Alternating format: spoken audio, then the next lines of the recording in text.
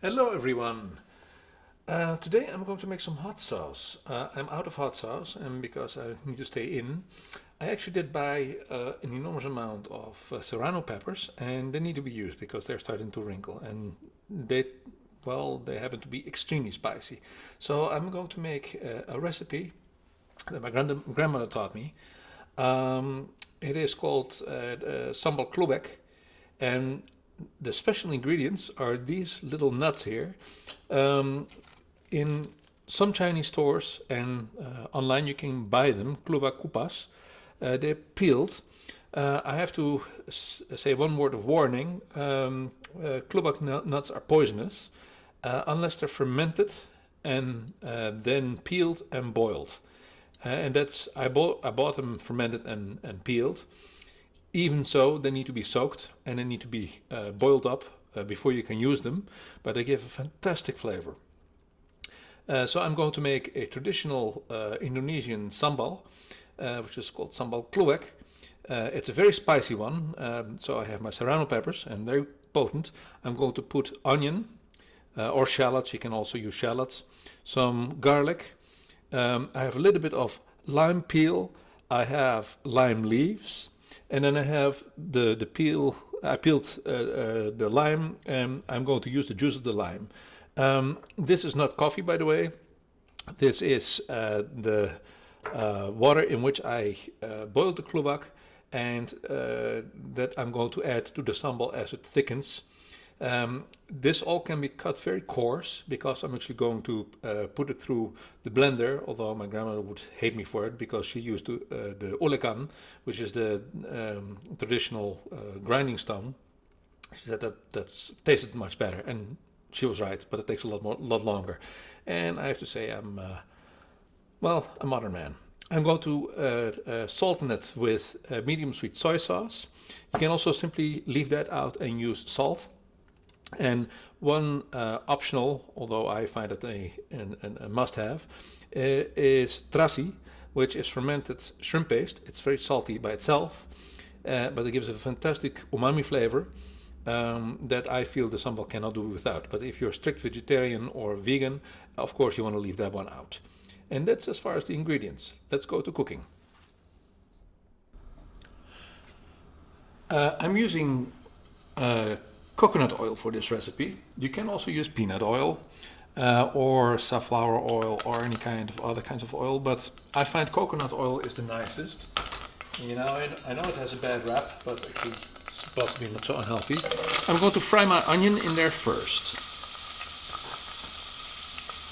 And do that sabar on a very low flame.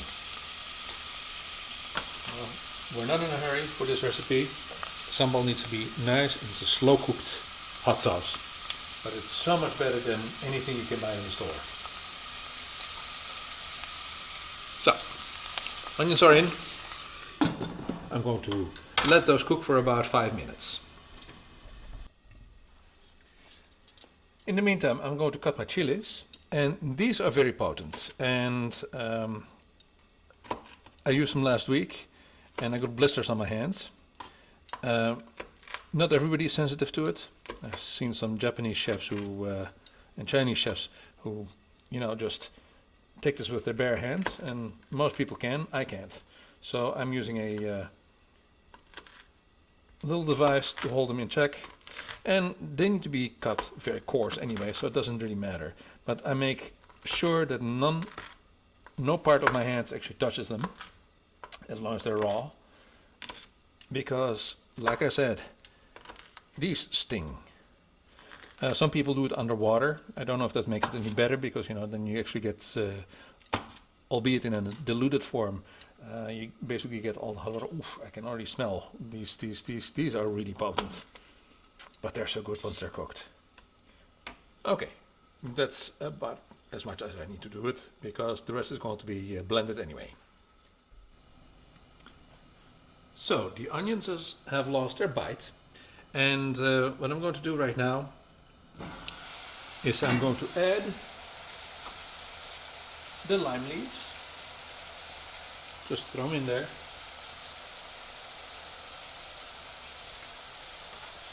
I'm going to add the lime peel,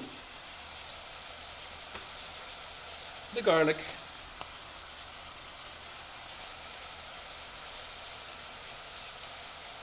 and the terrassen.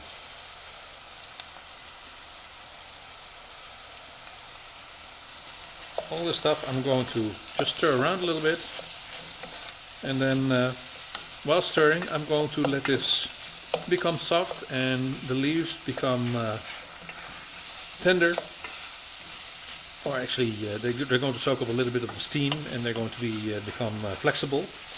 And I'm going to do this for another 5 minutes or so. I'm going to first cover it and then every minute or two give it a stir so that nothing burns.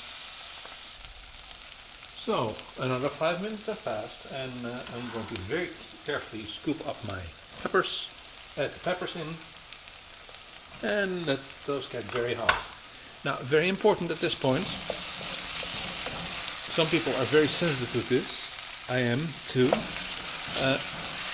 As this is frying, do not breathe above the pan, because if you're like me, you'll be coughing for days. So let this get hot until the peppers have lost the worst of their bite. And I'm going to put the fire very, very, very low, so at its lowest position, so this can't burn. Another 5 minutes have passed, and right now the peppers have lost most of their at least breathable bite, sort of like the way onions, when you first fry them, you know, they make your eyes water, but when they have been frying in the fat that you use or the oil that you use, they lose their bite into your eyes. So the same thing has happened with the peppers right now. I'm going to add my lime first.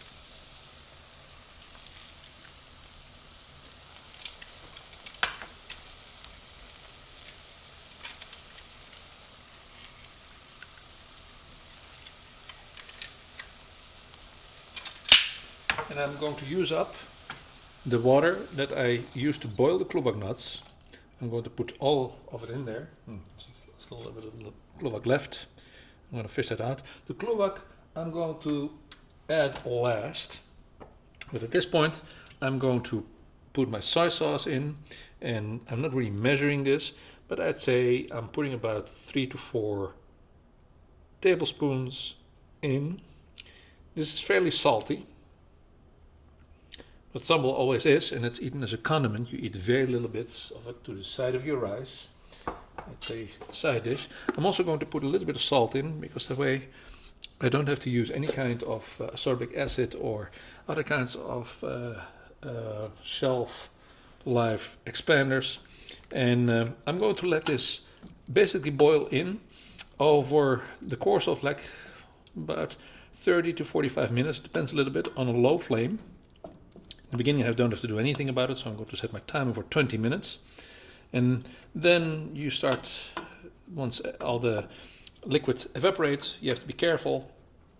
And then it needs to slow cook, and every 5 minutes I take a look at it until pretty much all the water is evaporated. So this took about 40 minutes. And right now you know that the water is gone when there's just a little bit of oil and a little bit of liquid on top. And when you stir it, you hear it a little bit like frying, but very softly. So at this point it's ready. I've added my kluwak nuts in the last minute or so. I'm just letting them heat up with everything else. I'm going to turn on the fire and let it cool off for about a minute or 10. I don't want it too hot when I put it in the food processor.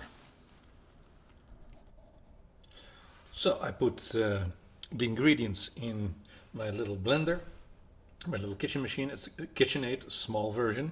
Only has 2 speeds.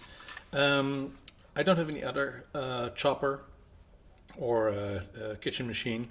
This one is just perfect. It's very simple, but it works, and I make hummus in it, sambal, as you can see. And you know, other than that, I just use a knife and a good cutting board. So let's give this a we'll close it and we'll chop it. It's going to take about a minute or 2. So done. Now comes the most difficult part. That's going to take a little bit of patience, which means putting it in a jar, getting it out of this container. You can see the consistency is really perfect. Thick sambal. My grandmother's was always a little bit more runny. So I probably did something not entirely correct. Well, I put more onions in. That was one of the things. And I did taste it a little bit. I added a little bit of tamari sauce because it could use a little bit more salt. As I said, since there are no preservatives in this, well, first of all, it has to go into a very clean jar. So this is a jar that I first washed in the dishwasher and then actually boiled it out in baking soda and then dried it with a cloth right away.